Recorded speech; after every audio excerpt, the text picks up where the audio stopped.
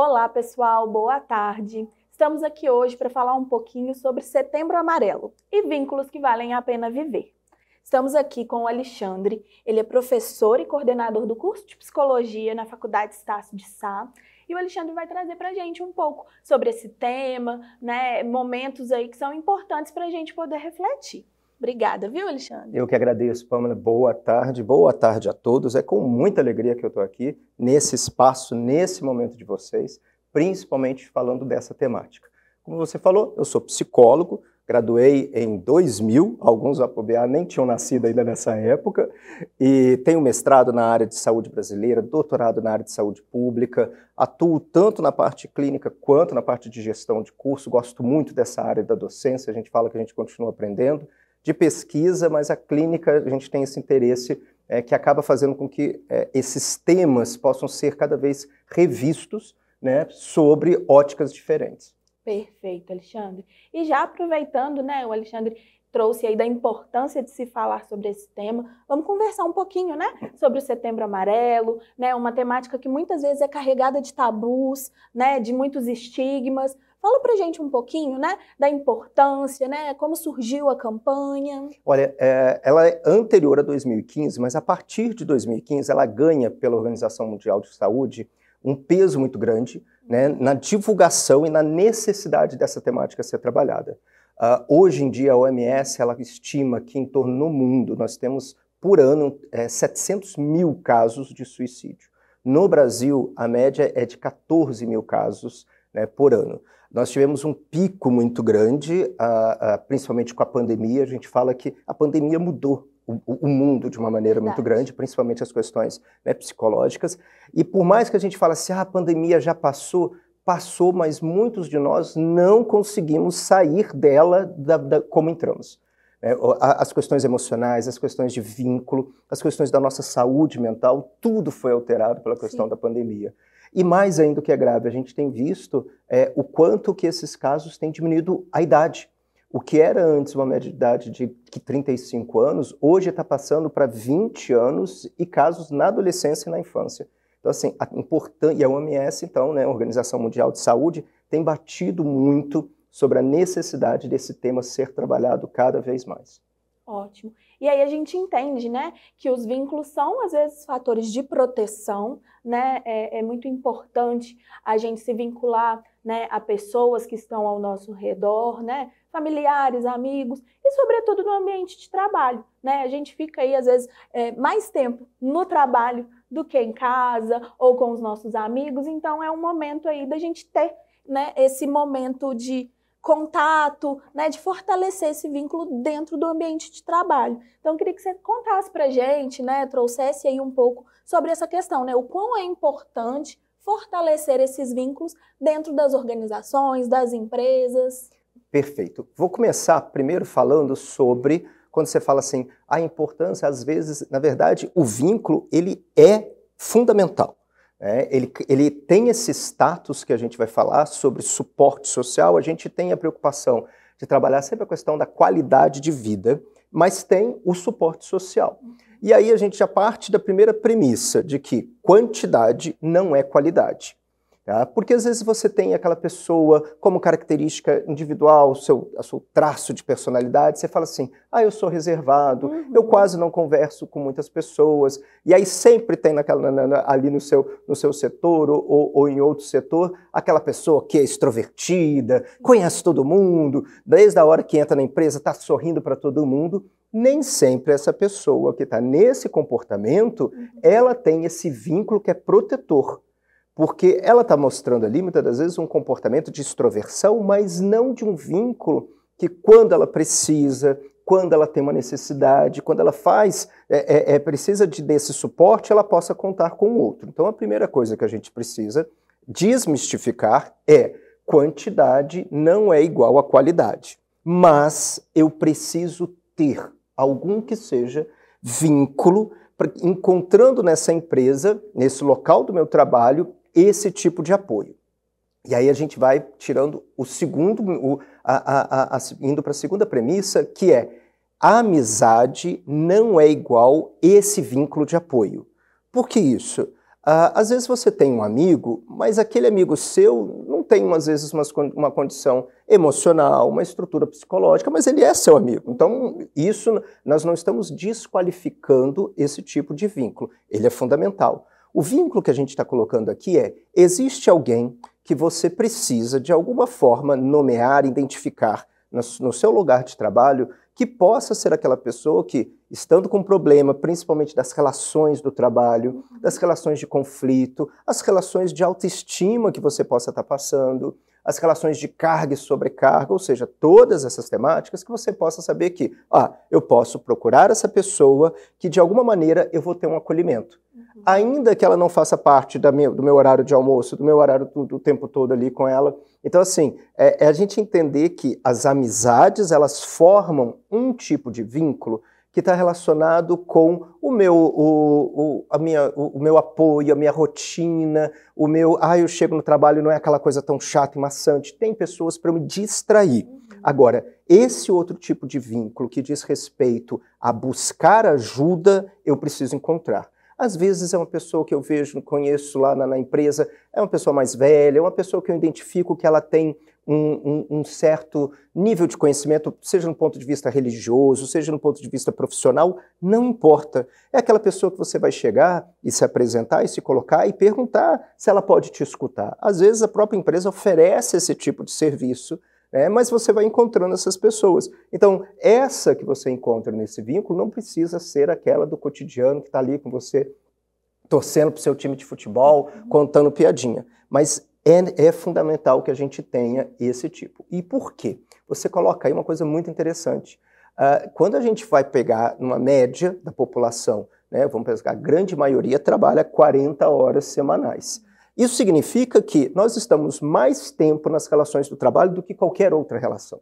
Qualquer outra. Eu fico mais tempo em casa. Não, você fica dormindo, você fica no banheiro, você fica tomando banho, você fica fazendo coisas que quando você vai pensar nas interações, o tempo de casa é muito menor do que o tempo de trabalho. Isso, Pamela, foi tão identificado quando nós tivemos o problema da pandemia. Sim. E as pessoas tiveram que ficar em casa. E adoeceram porque não sabiam ficar em casa aquele tempo todo com aquelas pessoas. Que a gente adora, né? A gente casa, a gente quer ter família, mas quer também ter o trabalho para não ficar em casa o tempo todo. Quando manda voltar para ficar em casa o tempo todo, dá esse, muitas das vezes, conflito. Vê férias, ou então o problema da aposentadoria. A gente vê isso, né? A pessoa aposenta e depois que aposenta adoece, ao invés de comemorar e ir para a praia. Não, ela adoece porque ela não sabe viver em outro lugar que não seja no ambiente de trabalho. Então a gente também tem que perceber que ali eu fico muito tempo. E por ficar muito tempo, esse é o lugar onde eu preciso encontrar essas pessoas ou essa pessoa que possa servir desse apoio emocional, desse apoio psicológico, desse apoio que eu preciso ter de alguma forma, na minha vida, diante das necessidades que venho encontrar. E aí, Alexandre, conforme você foi falando, eu fui pensando, São aquelas pessoas, então, que a gente confia, que a gente se sente confortável, Às vezes para pedir um conselho, não só no sentido do ambiente de trabalho, Como você também mencionou, às vezes uma pessoa que tem aí uma certa experiência, uma bagagem de vida diferente, ou maior, para poder compartilhar alguma questão que está causando algum tipo de angústia. E eu acho que é isso, A gente focar e pensar que as pessoas estão ali para nos apoiar não só com a temática do trabalho, mas com as temáticas relacionadas à vida, E aí é interessante, você fala assim, porque vontade de perder o réu primário todo mundo tem, Às vezes você está com vontade de, mais do que voar no pescoço do seu chefe, aquela sua coleguinha fofoqueira, aquela pessoa que você perdeu a vaga e ela tomou a vaga por outras formas de fazer isso tudo, você fala, eu tenho um réu primário para perder, eu vou perder com essa pessoa. Mas você vai prejudicar muito a sua vida. Então não perca o seu réu primário por conta dessa pessoa. Ela não merece isso. Na verdade, ninguém merece, principalmente você. Então, assim, quando você tem essa possibilidade de diluir esse sentimento, às vezes a pessoa só te escuta, sabe? Não precisa nem ela falar. Tem um amigo meu, muito interessante, que ele fala assim, nossa, Alexandre, as pessoas chegam para conversar comigo e ele não é psicólogo. E aí ele fala assim, as pessoas chegam para falar comigo, eu dentro da minha cabeça fico assim, eu tenho que responder alguma coisa? Eu tenho que falar alguma coisa? E ele fica angustiado, e aí a pessoa fala assim, adorei conversar com você. E ele na cabeça dele, mas eu nem abri a boca. Nem abri a boca, sabe? Então, assim, é estar à disposição do outro, é estar nesse momento do acolhimento, da escuta com o outro. Então, às vezes, você vai colocar o simples fato da gente conseguir elaborar mentalmente e emocionalmente esses conteúdos para falar, isso já nos auxilia a avaliar a própria situação.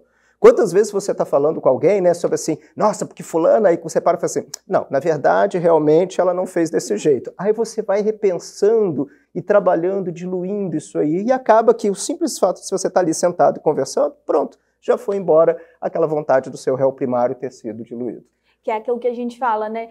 Eu só precisava desabafar, eu só precisava falar um pouquinho sobre isso para eu poder me acalmar. E é isso, né? A gente não precisa pensar que está incomodando, né? Que é algo ruim. Não, a gente precisa pensar em quem a gente confia, né? Nesse ambiente para poder compartilhar o que a gente quer compartilhar, né?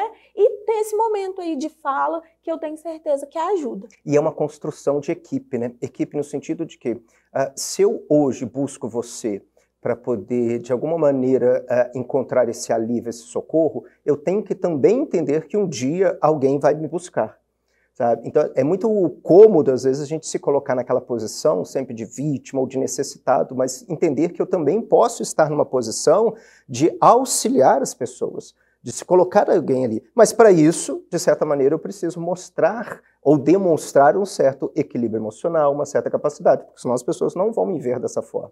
Né? Então, entender que é uma dinâmica. Hoje eu estou nesse lugar que busco o outro. Amanhã eu posso estar nesse lugar do outro para que alguém possa vir me buscar. E aí eu estar aberto. Por isso que o trabalho da equipe é essa. Será que eu às vezes não tenho essa condição ainda, mas eu tenho a percepção de ver que o meu amigo está em sofrimento. E aí está em sofrimento, eu viro e falo com a Pâmela. Pâmela, senta depois com o fulano e conversa, eu acho que ele não está bem. Eu não preciso eu fazer aquilo. Eu sei que às vezes eu não tenho essa condição, mas eu posso ali perceber. Então, perceber se o outro está sofrendo, perceber se o outro está passando por alguma coisa. E ainda que você não tenha as condições, busque, né, fazer essa ponte para que aquilo possa se resolver. Tem muita coisa que a gente pode trabalhar quando a gente vive em equipe. Perfeito. Alexandre, queria agora que você deixasse para a gente, né, uma mensagem final, algo, né, que trouxesse aí uma reflexão para além de tudo isso que a gente já conversou, né, e já trouxe aí de orientações. O Setembro Amarelo, ele fala sobre a valorização da vida. Mais do que a prevenção do suicídio, a prevenção ela é quando a gente valoriza a nossa vida. Então, a primeira coisa é a gente pensar, tem uma frase que eu detesto, que ela é dita, muitas das vezes, até principalmente na área do trabalho, de que ninguém é insubstituível. É uma frase que parece que tira o valor das pessoas. E eu digo o contrário, todos nós somos importantes. Todos nós. Não é o que eu faço na minha atividade do trabalho, seja ela pegar uma latinha de uma caixa e colocar numa prateleira, é quem eu sou fazendo aquilo. É a minha vida como um todo. Ninguém tem a vida como você tem, ninguém tem a vida como cada um de nós temos. Nós somos únicos no universo. E isso nos dá uma importância tão grande. O único problema é que, na maioria das vezes, nós não nos damos o valor necessário. Nós não nos amamos da maneira necessária. A gente convive com as pessoas da nossa família, a gente não diz eu te amo para elas, mas diz conteúdos de briga e de ofensa de uma maneira muito fácil. Então, diga, olhando para o espelho, o quanto você se ama, o quanto você se valoriza, mas acredite nisso. E acredite que as pessoas que se amam também passam por problema, também precisam, muitas das vezes, do apoio. E busque esse apoio, mas ofereça esse apoio também. Né? Isso é o viver em comunidade, que eu acho que depois da pandemia nós saímos do fechados em casa, mas continuamos fechados no íntimo da nossa vida. Então, que a gente possa viver nessa coletividade é a minha reflexão. Perfeito. Gente, a gente fica por aqui, né? Quero agradecer ao Alexandre, agradecer a Estácio pela oportunidade, né, de trazer aí esse momento de discussão que foi tão rico para nós, né? E é isso, né? Vamos valorizar os vínculos, né? Os vínculos nos trazem sentido, né? E no ambiente de trabalho não pode ser diferente. Obrigada, viu, Alexandre? Nada, parabéns. Obrigada.